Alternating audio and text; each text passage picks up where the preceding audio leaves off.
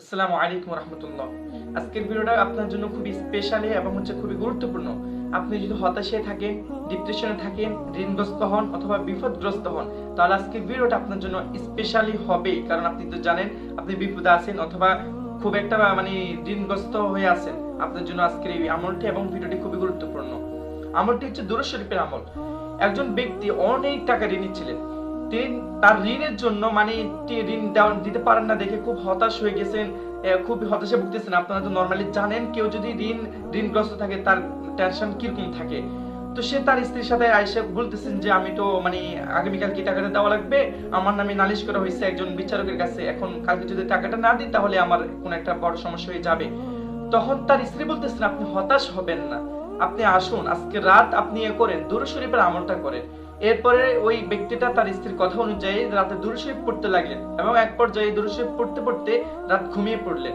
এরপরে তার ঘুমের স্বপ্নযুগে এসে নবী সাল্লাল্লাহু আলাইহি ওয়াসাল্লাম বলতেছেন তুমি আগামীকাল সকাল নগর পিতা গভর্নরের কাছে যাবে এবং সেখানে গিয়ে বলবে যে নবী সাল্লাল্লাহু আলাইহি ওয়াসাল্লাম আপনাকে প্রতি রাত্রে 1000 বার দুরূদ শরীফ পড়তে বলছেন, কিন্তু আপনি এই রাত্রে পড়েন নাই, যার কারণে নবী সাল্লাল্লাহু আলাইহি ওয়াসাল্লাম আপনাকে এটার ক্ষতিপূরণ বা এটা পড়েন নাই, সেজন্য আমাকে 1000 দিরহাম উপহার দিতে বলছেন, গিফট করতে বলছেন।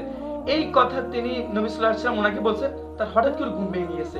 ঘুম ভেঙে যাওয়ার পর সে তার স্ত্রীকে বলতেছেন যে আমি তো এমন একটা স্বপ্ন দেখেছি, এখন আমি কি করব। এরপর তার স্ত্রী বললেন আপনি এই স্বপ্নটা যেহেতু দেখেছেন, অর্থাৎ নবী সাল্লাল্লাহু আলাইহি ওয়াসাল্লাম স্বয়ং আপনাকে নিজে এসে যখন এই কথাটা বলেছেন, তাহলে আপনি পরের দিন সকালে ঘুম থেকে উঠে আপনি যান নগরপিতা গভর্নরের কাছে যান, যাওয়ার পরে বিষয়টি কি হয় আপনি দেখুন।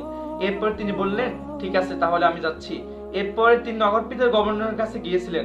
যাওয়ার পর নগরপিতার গভর্নরের পিএস তাকে ঢুকতে দিচ্ছে না, কিন্তু বলতেছেন যে আপনি আপনার নামটা বলেন, তাহলে আমি গভর্নরের কাছে বলতেছি তিনি কি অনুমতি দেয় নাকি দেয় না, তারপর দেখা যাবে কি হয়।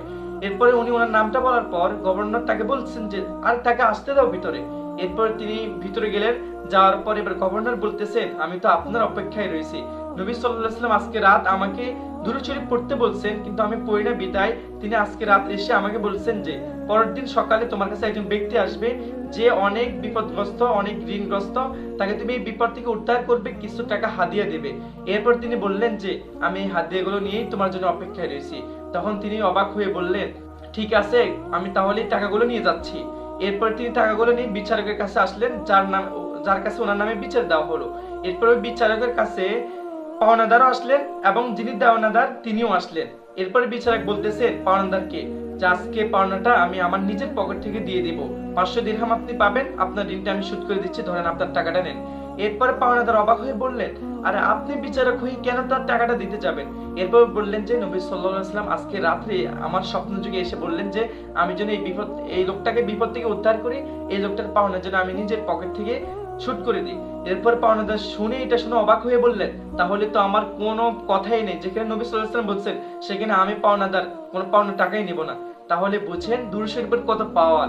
সেই লোকটি এখানে পাওনা তো দিতেই হয় নাই, উল্টা আরো গভর্নর থেকে 1000 দিরহাম তিনি কি উপহার পেলেন। এই হচ্ছে দুরূদ শরীফের পাওয়ার, এই হচ্ছে দুরূদ শরীফের আমল। আপনি যদি ঋণগ্রস্ত হন, বিপদগ্রস্ত হন, তাহলে আপনি দুরূদ শরীফের আমলটা করবেন।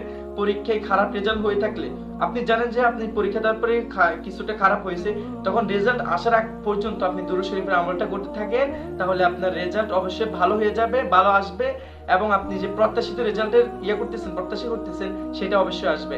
কোনো ঋণ হয়েছে আপনার, দুরূদ শরীফ পড়ুন, আল্লাহর কাছে দোয়া করুন, ঋণ থেকে মুক্তি পাওয়ার দোয়া পড়ুন, তাহলে আল্লাহ আপনাকে কি ঋণ মুক্ত করবে।